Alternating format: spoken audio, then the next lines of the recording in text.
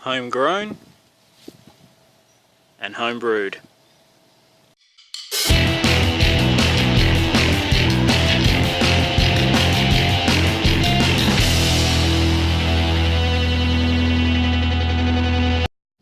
G'day guys, thought I'd do a little thing called homegrown and home brew. Happy home brew day, by the way. Wow, it's a bit windy out here and quite cold actually. This chili plant here has a bit of a story. I won't give you the full long-winded version, but basically about 7 years ago I think, a guy at my old work gave me a little packet of chilies that he had grown at home, and I ate most of them and kept a bunch of the seeds and threw it in the ground, and this is what came out. I have no idea what particular type of chili plant this is, but for 6 to 7 years straight it's been fruiting every single year and made little babies. So this is a fantastic chili plant. I've made chili chutney out of it. It's actually, when they go red, these ones are actually quite hot. So I'm very proud of that.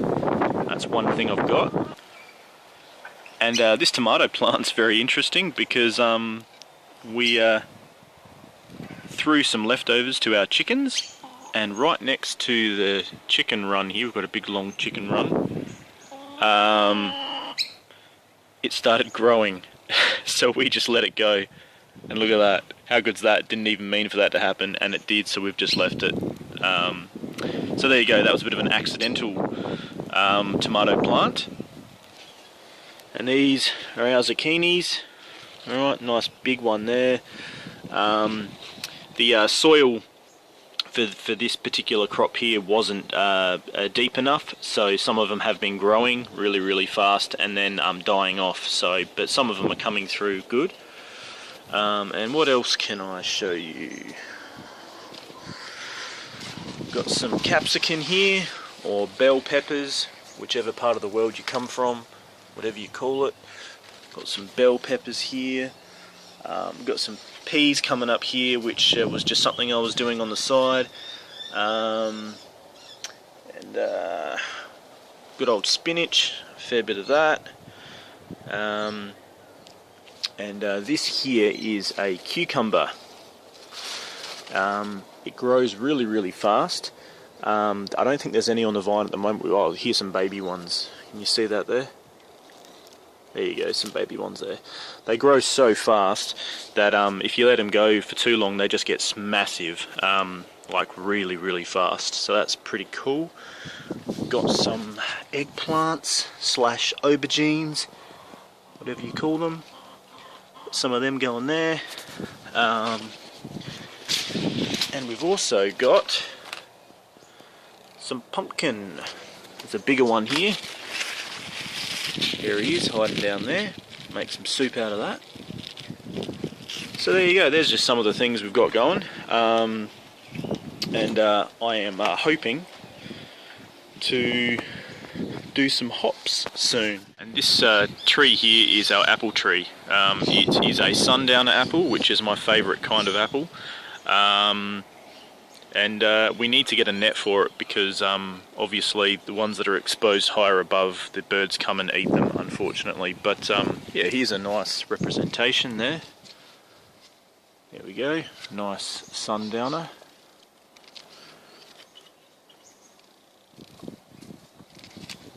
Alright, decent size. Yeah, there you go, and that's in the chicken run here. There's our chickens. G'day girls. And this here is my kaffir lime leaf tree. Interesting thing about this is that it was originally, I thought it was an avocado tree, and so planted it, thought yep, it's going to be years before we get any fruit on it, but it's nice to invest in avocado because I love avocado. It's a really decent, good fat to have in your diet, very healthy. But anyway, ended up being a kaffir lime leaf tree. Smells amazing. I've used this in a few brews. The Canadian Appreciation Ale, which I brewed up, and there's a video I've done of that. Used a whole bunch of these in there, and wow, does that smell divine. You can use it in your cooking, and you can even use it in your brews. Yeah, these also have some pretty hefty little spikes on them, so you got to be careful with that. So what do we have on tap? We have my Southern Cross Draught and my hopped amber. Which one are we going to try first? I reckon the hopped amber, because I've already had a glass of it, as you can see. Look at the lacing, and I want another one, so let's go for it, guys.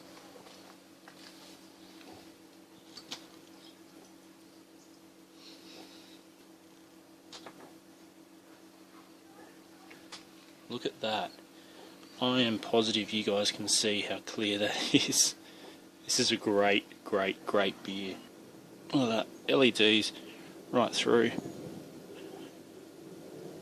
It's a great beer. Great beer. One of my favourites, actually. Look at that. And it's only 3.7, obviously. That's because I didn't have a lot of fermentables at the time, but I made it anyway, and the hop schedule turned out amazing. I'm going to provide the link down below to the recipe. That's at the 17 Brew Crew. Fantastic forum. Cheers. Amazingly sessional. Great beer. You can always throw in an extra 500 grams of light drum on extract, or a brew enhancer 1, 2 or 3. Bump up the ABV. It's a great beer. Great beer. G'day Kegsy, how you doing? AKA Zachariah Cheese.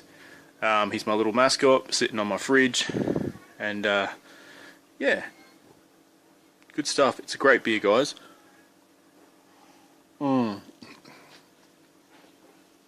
If you like hoppy beers like a Sierra Nevada or man, so clear. This is a really good go-to beer, but it's very hoppy. It's got 75 grams of hops in it. It's probably only about 40, I think, 45 IBUs. It's just an amber, but what an amber. Mid-strength, I actually don't mind, because it is more sessional, and you know, you can have a couple of these before you leave the house if you're driving. But if I do it again, I might actually bump up the ABV as well. It doesn't taste watered down at all. It actually tastes like a full strength beer. So, what do you reckon, mate? Easy as? Easy as. Alright. Just wanted to share that with you guys. Great beer. Gotta love home brewing. Cheers. Alright guys, so the beauty of editing is that about a week has passed. Roughly, I think. And as you can see, the hoppy amber ale has gone, kicked, boo-hoo. It was an amazing beer. Please do give that one a try, it's fantastic. Recipes on the Brew Crew. So now I have the real Sark Enigma ale. Called Sark Enigma because I use SARS, Cascade and Enigma, and a Cooper's Real Ale kit. So, you know me, I love my funny names.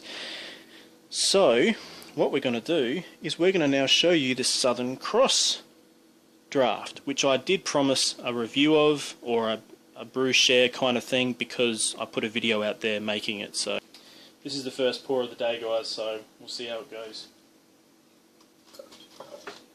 Oh.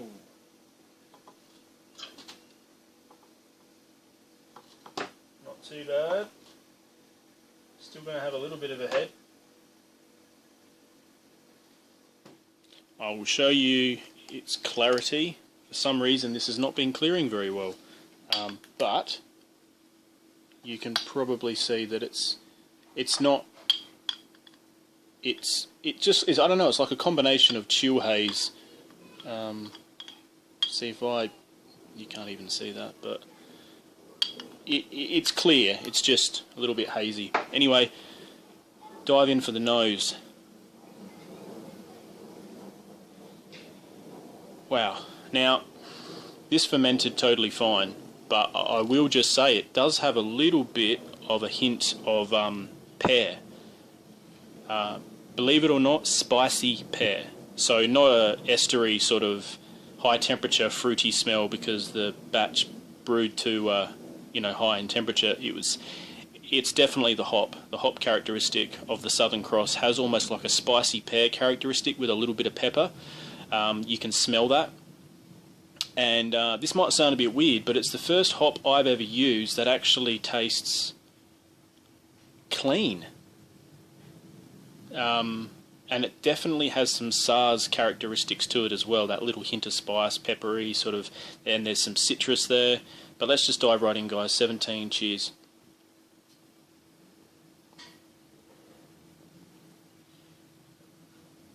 Oh, wow. This is like a more hoppy, I don't know, like it's more of a, you could almost call it a cousin of the East Kent Goldings hop. Now, for those blokes out there who may know what this means, it tastes like a beery beer. Now, exactly how do I describe a beery beer? That's hard to describe. I'm not that good with my words, but it's complementary of the malt character. This used a Cooper's Draught, and the great thing about the Cooper's Draught is it's got a really nice light, fresh malt backbone, but it's a really great blank canvas when you're utilising hops and you want them to shine through. Now, technically, this wasn't a smash because it used a tin which had, Pride of Ringwood bittering in it, but every other hop addition, as you saw, 15, 10, 5 and Flame Out, was the Southern Cross. So it's a really, really nice hop. I've never, ever had a hop that tasted like this.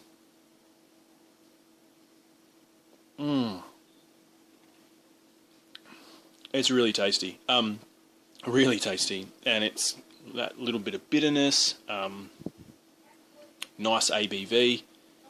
So the other thing as well with this is one of the things you experience is that even though the hop definitely shines through because all the additions were just that one single hop, if I was to introduce this into a hop process schedule in a boil and I had some of this, I have the feeling it could potentially be overshadowed by other hops because it is so clean tasting.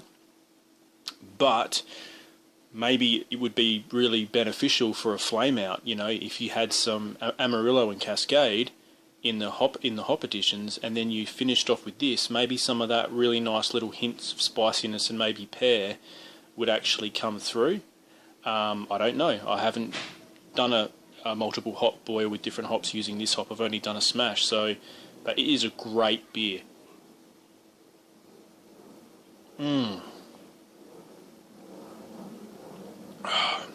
Wow.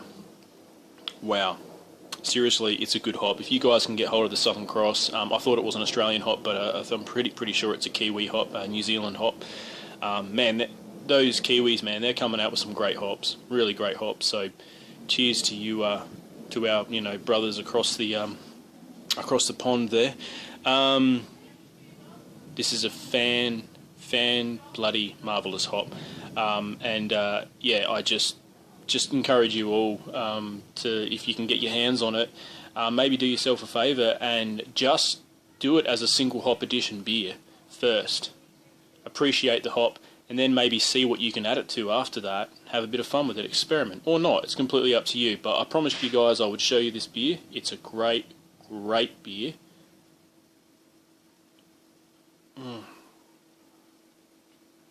It's moreish. It makes you want to go back for more, but it just has this flavour of an old school kind of draft on tap sort of pub beer, but obviously it's crafty. If that doesn't make any sense, I don't know, but it's just a great beer. I would definitely buy the hop again. I've still got some more of it left. I got it on eBay. It was 100 grams and it was relatively cheap, so check it out. Type in Southern Cross hops in eBay and see what you can get. This is a seriously great hop, and I don't, as I said, I'm not exactly sure why this hasn't cleared. Sometimes you get that with beers. Sometimes they sit in the keg for a long time and they don't clear. Sometimes they clear really quick. Yeah, Great. And that little experiment I did that you guys saw in the video when I made this by using the hop spider or the rat trap, little stainless steel thing, in the hop boiling process worked a treat. Okay, if it was larger it would be better, but it worked a treat. And I also threw it straight into the fermenter as well with the lid on, obviously screwed it on. That worked a treat as well. You know, you just put a little bit of fishing line around it or whatever, cotton, whatever, and then just make sure you fish it out before you keg, or whatever, however you choose to do it. But it worked fine for me, and I probably will do that again. It made it that this beer had not a lot of hop particulates in the keg, but at the same time, it's not clearing as well, but that doesn't really bother me. It's a fantastic tasting beer. I'm not getting any adjuncts sticking on my tongue. So it's great. It's seriously awesome.